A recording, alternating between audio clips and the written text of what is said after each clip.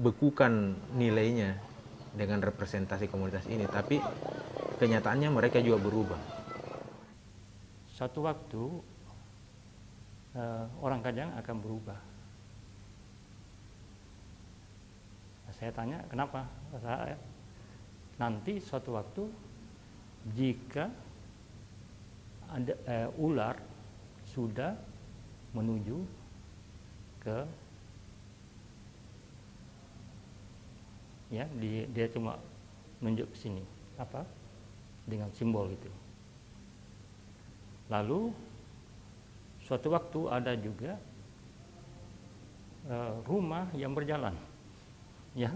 Nah, rupanya kita interpretasikan sekarang ini itu jalan aspal ya yang menuju Kajang karena pariwisata dan pembangunan di mana-mana. Juga yang dimaksud rumah berjalan itu rupanya mobil, ya.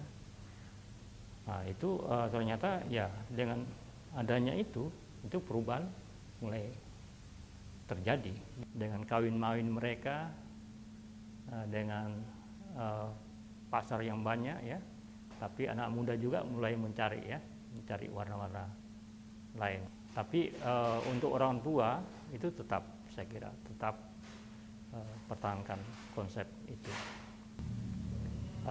Angkat air dan angkat barang yang dulu harus pakai bambu atau tempayan buatan sendiri, barang-barang dibuat anyaman dari daun kelapa sendiri dan sebagainya, sekarang sudah digantikan dengan plastik. Dalam upacara-upacara juga sudah banyak piring-piring tempurung itu sudah khusus saja untuk para pejabat adat, tapi yang lainnya sudah pakai piring plastik atau piring yang lainnya. Mereka harus menjaga ekspresi budaya dari luar masuk ke dalam. Sementara chainsaw diklasifikasi oleh mereka sebagai alat modern. Nah, proses dialognya seperti apa? Mereka akan menebang pohon di dalam dan kemudian membawanya keluar untuk mempercepat fungsi, ya salah satunya untuk mengganti tiang rumah karena harus cepat. Mereka menebangnya pakai kampak di dalam dan membawanya ke luar untuk lebih dipermudah dengan chainsaw. Sejalan dengan pembangunan yang dilakukan pemerintah, Kajang seolah menjadi sempit dengan hadirnya gerbang sebagai batas wilayah kawasan adat. Mereka menerima budaya modern teraplikasikan di wilayah luar gerbang yang disebut Kajang Luar. Sedangkan bagi mereka yang tinggal di dalam wilayah, tetap mempertahankan prinsip hidup Kamase-mase. Dengan alasan supaya pejabatnya ini tidak jauh ke rumah tua, maka dibangunlah jalan sampai sekarang itu di gerbang dusun Sokbu itu. Pembagian Kajang dalam dan Kajang luar itu merupakan ide daripada orang luar membentuk secara geografis. Nah, sedangkan orang dalam sendiri sebenarnya menganggap lebih cenderung menyebut tanah Lohea dan tanah Kekea. Proses-proses pergeseran fisik sebenarnya juga mempengaruhi proses pergeseran cara pandang, karena dulunya orang semua merasa terikat dan patuh oleh patuntung ini, kemudian ada legitimasi untuk tidak ikut lagi cara pandang itu. Maka wilayahnya konsep tanah Kekea itu semakin mengecil. Kajang terus mengalami perubahan. Lingkungan mereka semakin sempit. Mereka semakin tersentuh budaya dan pemikiran dari luar. Kajang membuka diri untuk terus belajar. Anak-anak mereka mulai menyadari pentingnya bersekolah, bahkan hingga ke perguruan tinggi. Dan alhamdulillah berkat kerjasama daripada pemangku adat, pemerintah, sehingga antusias masyarakat untuk menyalakan anaknya sangat tinggi. Bahkan dengan adanya dana BOS yang dikucurkan oleh pemerintah, itu yang membantu kita di sini, yang sebenarnya antara pihak sekolah dengan orang tua siswa sekarang masih akan kita tarik tambang, di mana orang tua siswa anak-anaknya selalu untuk mau dibantu untuk bekerja, sementara kita guru selalu mengharapkan agar anak-anak selalu hadir di sekolah.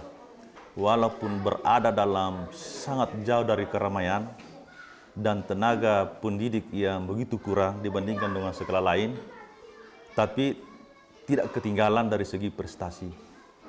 Buktinya Pak, 3 tahun terakhir di bidang non-akademik, siswa SD 351 kawasan beberapa kali meraih prestasi bahkan sampai di tingkat kabupaten.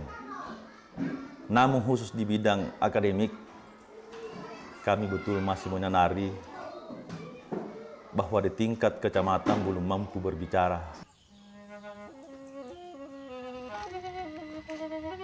No gitu nih kundir lalang kawasan talarik tumarin nak matua. Ningka mana tu malala mana nakku pun nak andret nak sekolah injo. Talanis sih. Talanis sih. Bahasa tu jenak kentama ada. Pun nami mantangi pangelen dan aku atur ya rakna. Abu tapi kirang nintama. Pun natawana ada kinandret nintama kundir lalang ini pikirang. Talakul lenjari ada. Talarie buhung atulak gajong. Gajong atau ji atulak buhung yang untuk pernah gajong erang itu pasandro era. Tutu amang elan tulak anak nang komai kupawang ko. Andre tutu apa kunja. Anak atau jintu mangen ko pawang amma. Dre nupa kunja pasang kamunja. Pawang ada kupilajari kusikolai. Na pawang makinja. Pokoknya. Sama mananya keturunan mamu pun andre nisse injo pamitik nanjo linoa. Andre nisse injo cuma-cuma nanjo papahara bukalino. Andre nisse na panganroa itu tak balaya. Ia kalinoa, ia katanaya. Andre nak kulen jari ada. Upaya konservasi budaya Kajang bertahan dengan hadirnya resistensi mitologi sebagai wujud keyakinan masyarakat yang teraplikasikan dalam kehidupan sehari-hari. Umpamanya tentang tikus dan padi. Kalau orang Bugis, tikus itu adalah hama padi dan harus diberantas. Yang diidolakan adalah kucing sebagai penjaga atau pengawal Dewi Sri. Tapi orang Kajang justru sebaliknya, justru tikus ini menjadi idola karena tikus ini yang membawa padi ke orang Kajang, mengambil dari kapal, terus tinggal di tanah hidup. Nah, karena itu orang Kajang harus memberikan upah kepada tikus. Konsep orang Jawa misalnya, di mana seluruh oral tradisi atau tradisi lisan mengatakan